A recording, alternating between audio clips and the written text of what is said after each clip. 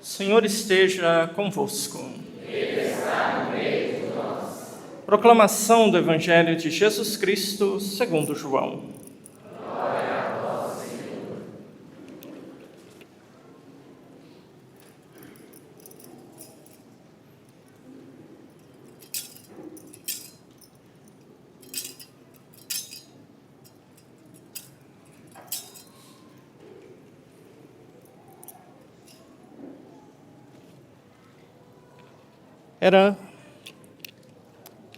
Era antes da festa da Páscoa. Jesus sabia que tinha chegado a sua hora de passar deste mundo para o Pai. Tendo amado os seus que estavam no mundo, amou-os até o fim. Estavam tomando a ceia. O diabo já tinha posto no coração de Judas, filho de Simão Iscariotes, o propósito de entregar Jesus.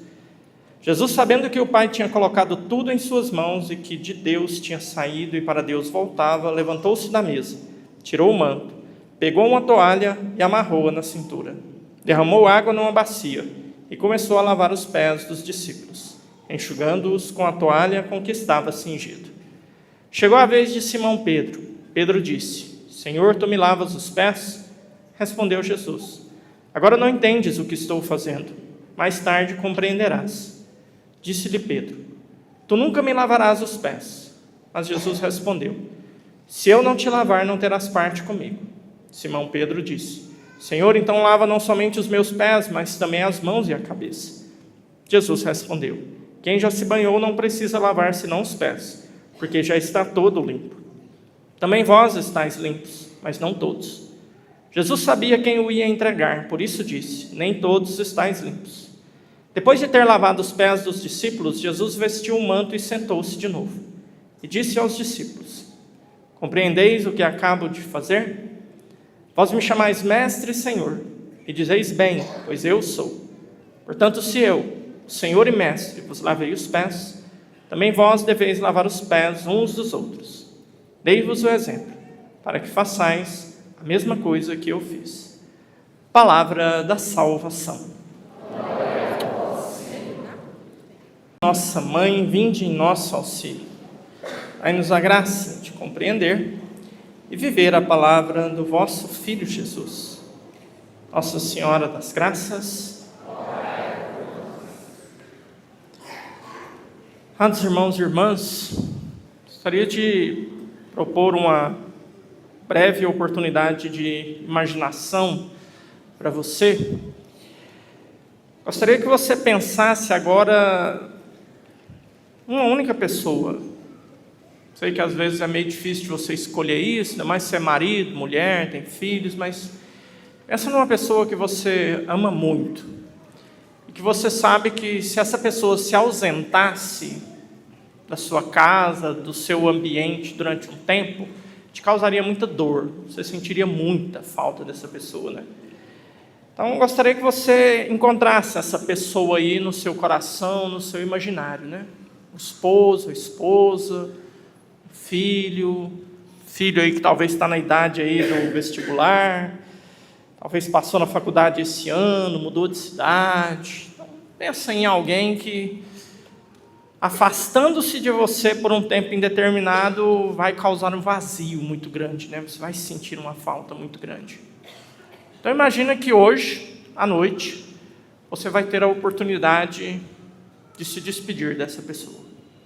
Então, o marido está indo trabalhar aí em outro país, outra cidade, longe. Imagina que você vai ter aí, não sei, alguns minutos para falar o que você precisa falar para essa pessoa, para se despedir. Para falar talvez aquelas coisas que você enrolou até hoje não falou e pode ser que talvez seja a última oportunidade. Quantos anos de casamento, minha filha? 10! Falou tudo que você tinha que falar para esse menino já? Não sei, né? Então aproveita hoje.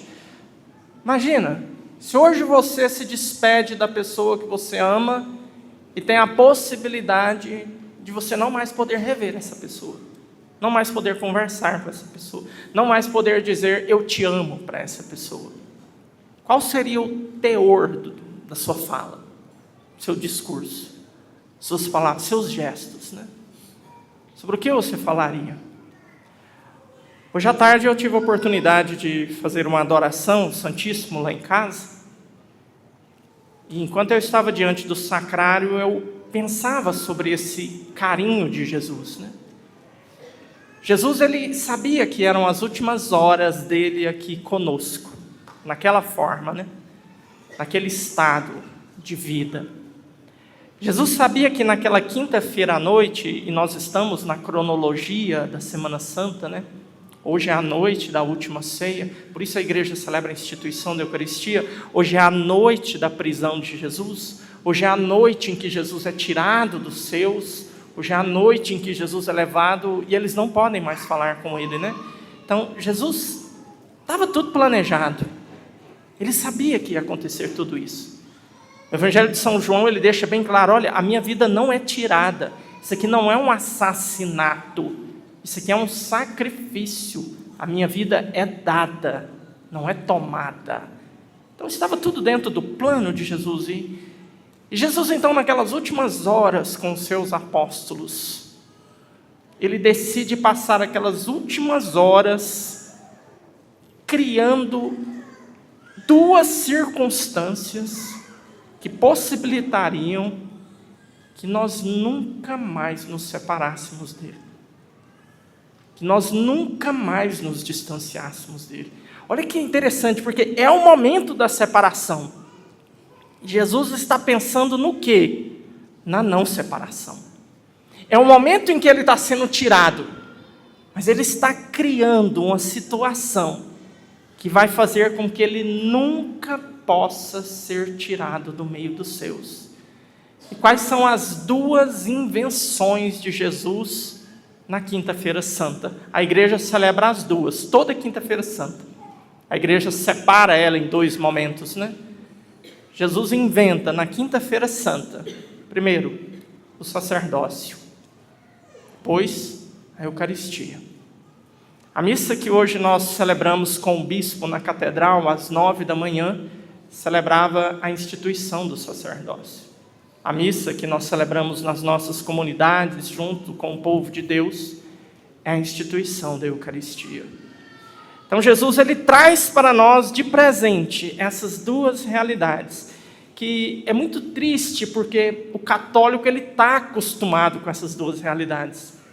Ele está acostumado com o sacerdócio, ele está acostumado com o sacerdote. Ele, infelizmente, é doído falar, mas é a verdade, a gente está acostumado com a Eucaristia. A gente está acostumado com esses dois grandes mistérios, que estão intimamente relacionados. E a gente, não pensando neles e não meditando sobre eles, a gente vai como que perdendo a profundidade do que eles são para nós.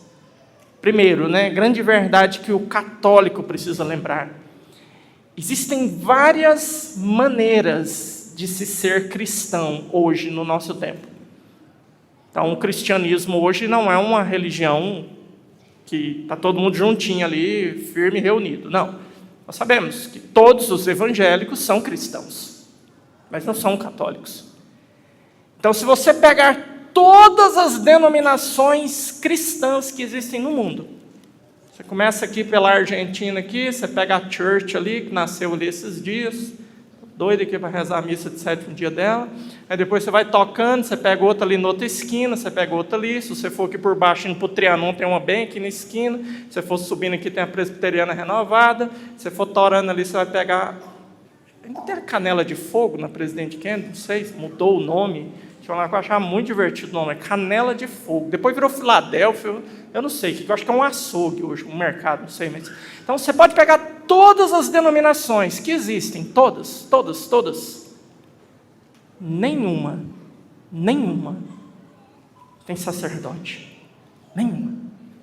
Eles podem ter presbíteros, eles podem se auto-intitular bispos, os mais ousados e menos humildes podem se autodenominar apóstolos, mas nenhum tem coragem de falar, eu sou sacerdote. Nenhum. Por quê? A não ser que ele não tenha lido, pelo menos no dicionário Aurélio, qual é a definição de sacerdote, né? A única religião cristã que possui sacerdote é a nossa. Porque o que você precisa para ter um sacerdote? Qual que é a finalidade de um sacerdote? O que sem um sacerdote não pode acontecer? Um sacrifício.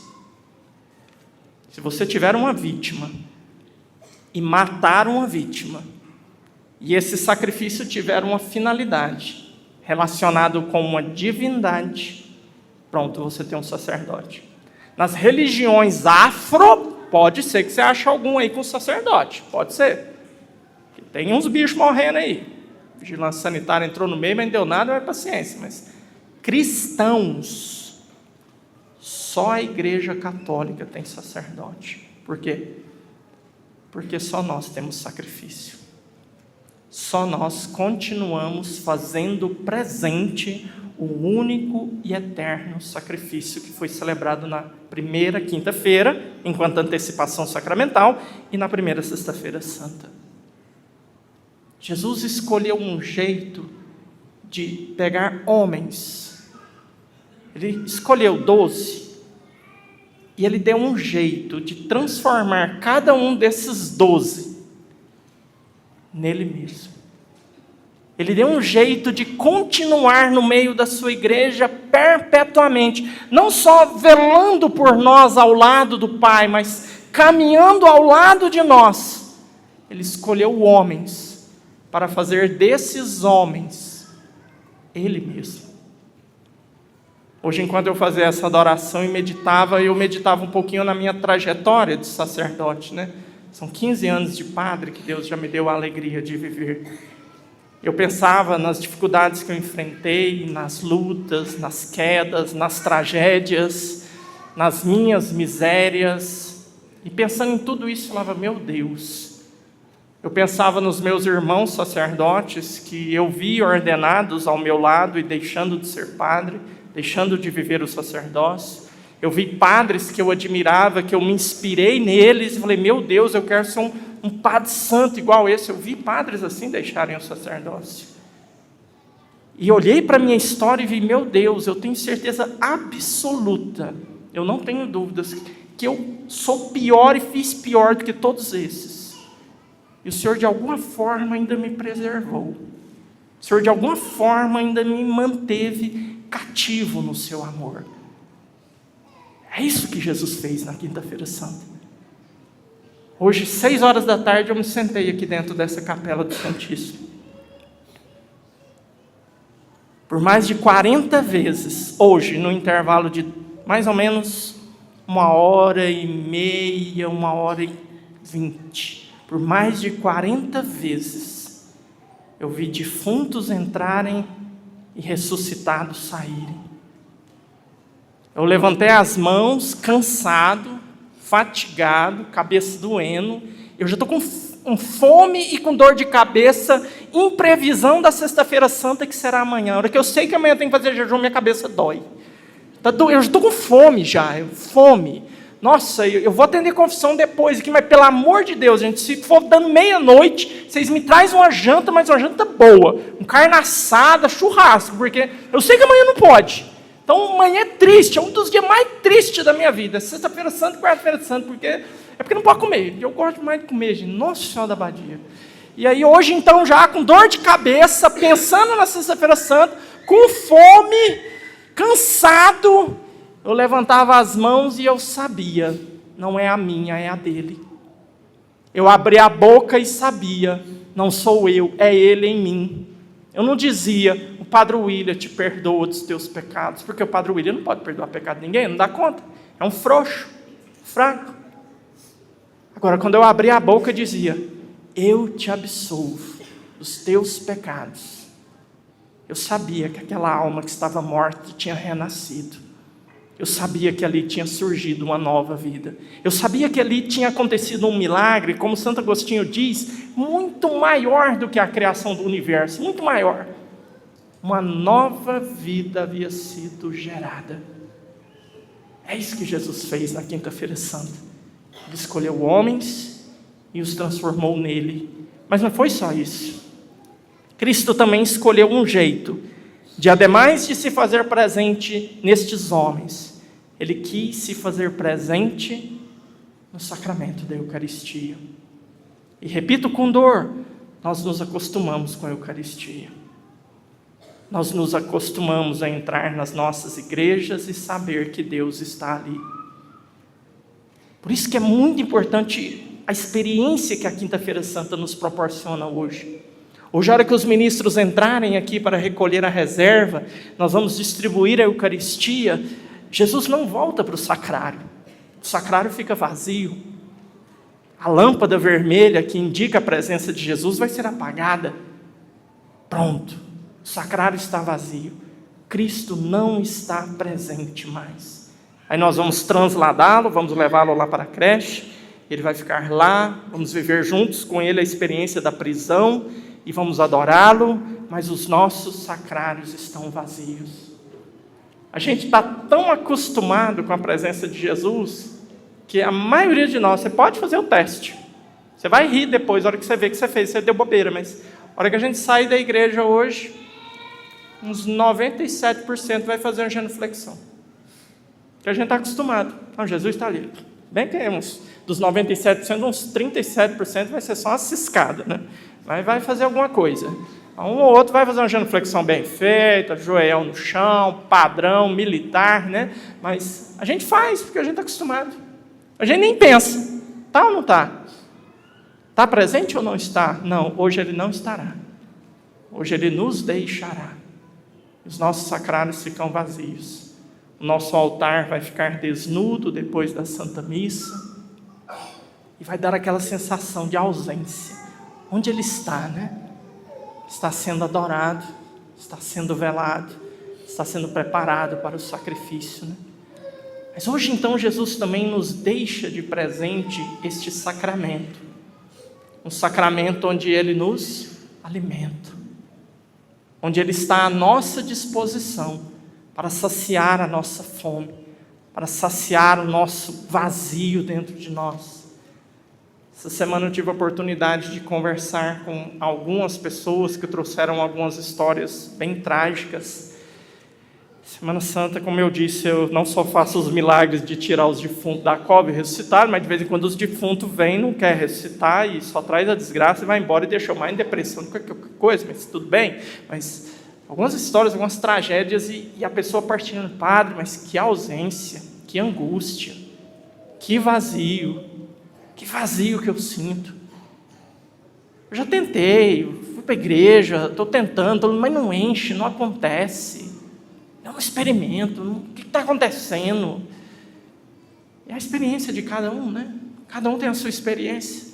Não tem como a gente padronizar o negócio, mas é tão triste a gente ver que tem pessoas que ainda não acharam, ainda não encontraram. E não é que não são cristãos, não é que não estão na igreja, não, estão aqui dentro, estão participando. Mas parece que ainda não aceitaram essa verdade. Eu tenho que abrir mão de algo para que ele possa entrar. Eu tenho que renunciar a alguma coisa para que ele possa entrar, para que ele possa fazer parte. O relato que a gente acabou de ouvir, ele está dentro do contexto da última ceia, embora São João não a mencione explicitamente, né? Mas é interessante a gente imaginar que naquela última ceia havia um coração como o coração de João, aquele que estava com a cabeça colocada ali no peito de Jesus, aquele que foi o único dos 12 que não ousou perguntar diante do anúncio da traição: Senhor, serei eu? João não perguntou. João perguntou: quem que é? Porque eu sei como você. E aí recebeu a resposta de Jesus: é aquele que eu der o pão molhado no molho, né? Lambuza o pão no molho. Judas, pãozinho aí, toma para você. Só João sabia que era ele, só João. Foi uma conversa de pé de ouvido, não foi gritada. Não, foi de pé de ouvido. Então é interessante pensar que na última ceia tinha um coração como o de João, apaixonado, entregue, aberto. E na mesma última ceia tinha um coração como o de Judas. O mesmo Jesus que se deu para João, se deu para Judas. Mesmo Jesus que se deu para Pedro, se deu para Judas. O mesmo Jesus que se dá para mim, se dá para você. Olha a transformação que aconteceu em João. Olha a transformação que não aconteceu em Judas. Será que o problema é Jesus? Será que o problema é ele? Será que é ele que não tem força para fazê-lo? Claro que não. O problema somos nós. O problema está em nós. Por isso hoje eu te convido a se unir a mim nesse louvor, nessa gratidão, né? Eu hoje dei graças a Deus pelos sacerdotes que passaram na minha história. Hoje eu fiz um negócio muito doido. Deve ter uns padres aí que devem estar pensando que eu tô ficando meio doido, porque eu não sou desses negócios. Eu não sou emotivo assim, para mexer com padre, assim, de jeito nenhum. Ainda mais com padre, você está doido. Mas hoje eu mandei umas mensagens assim, uns trem desse tamanho para uns padres, que eu amo demais, que faz parte da minha história. Mandei para eles um texto agradecendo o momento que eles entraram na minha história e que marcaram a minha história. Não só como padre, mas como fiel leigo. Hoje eu te convido a olhar para a sua história e pensar nos padres que já fizeram parte da sua história. Jesus instituiu hoje um ministério onde homens abrem mão de tudo,